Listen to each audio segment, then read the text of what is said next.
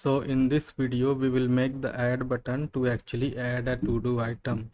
To do that we need to access the text from this to-do input text field. So you can see that we are storing the text inside the to-do input text field, and in our current structure the to-do input text field is not exposed to this to-do edit button. So for that we need to see a slide. So let's see it and understand it. So you can see that the text is saved inside the to-do input text field, and this is our to-do item input function, and this button cannot access this text field.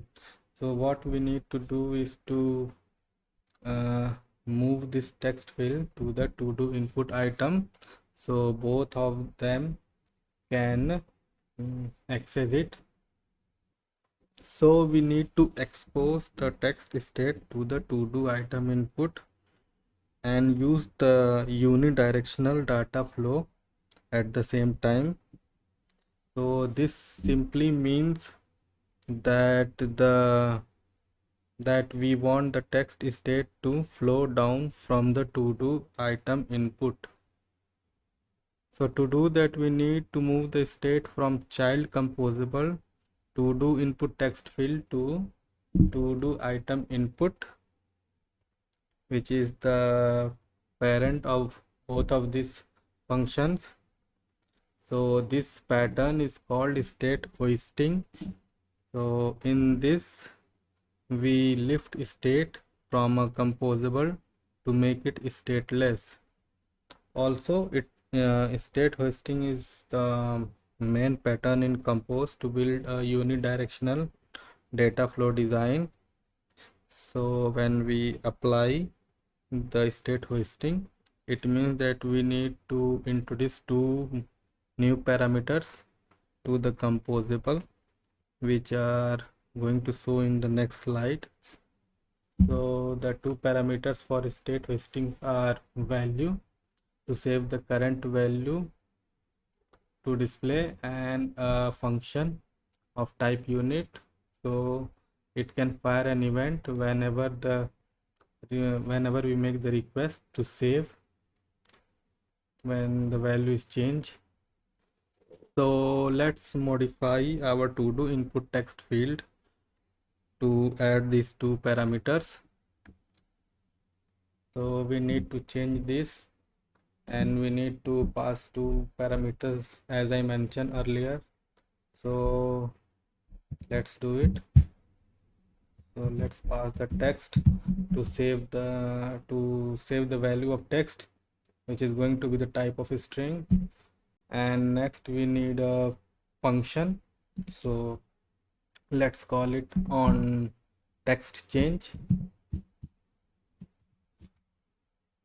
chang text change, and which is also going to be the type of a string. And then we need to pass the expression or function, and let's call it unit. And yeah, also we don't need to remember this mutable is we don't need to use the function here, this remember function. So we are going to move it to do item input, because that's where we are going to remember whatever we need to. So let's cut it and paste it here.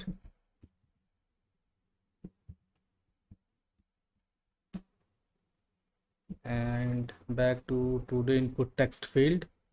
So I made a mistake in spelling, so let's correct it.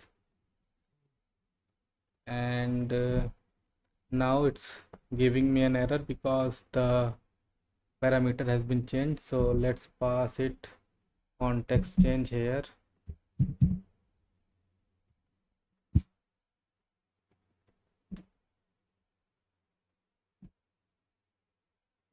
So now we are going to save the value here using the remember function.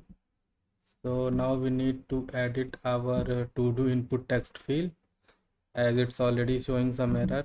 So we need to pass the parameter that we created in our to do input text field. So let's do that. So first parameter is text, so let's call it text and uh, cast it to text, and the other function was on text change.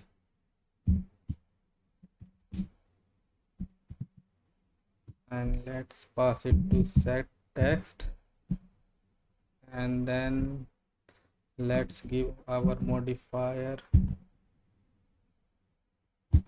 pass it to modifier.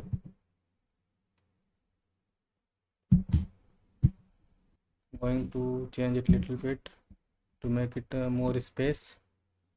And yeah, so our to do input text field is done. Now we are going to make some changes on our to do edit button. So now the on click requires some functions, so let's pass it a function. So let's call it on item complete, and here, so here we are just going to provide our data class, and need to pass the the value. So you need to pass the text value, and let's add another parameter to check whether we have written something or not. Now we can add another modifier, not modifier, the boolean value which we created in our screen, I believe. So need to see that. Oh, we are already in screen, in component, sorry. So in components we need to see this, see our button structure, where it is. Yeah, so enable. So now we are going to pass the enable parameter as well as, so let's pass it, but let's check it whether the text is empty or not. So we will call it is not blank, so it will basically check. If it's not blank, then it will be enabled, otherwise the button will be disabled. So let's run our app and see if it's working the way we want to.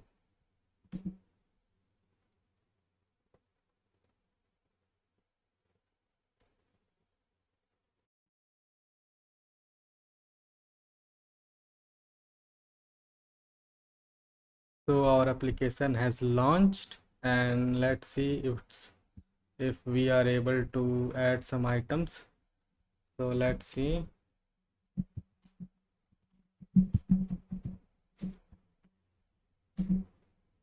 So yeah, it's working as it's supposed to do. Let's add another item. Let's check it whether when it's empty the add button is working or not. So as you can see, the add button got disabled. So yeah, it's working the way it's supposed to be. So that's it for this video, and in next video we will start to work on our auto hiding icons. So goodbye and take care.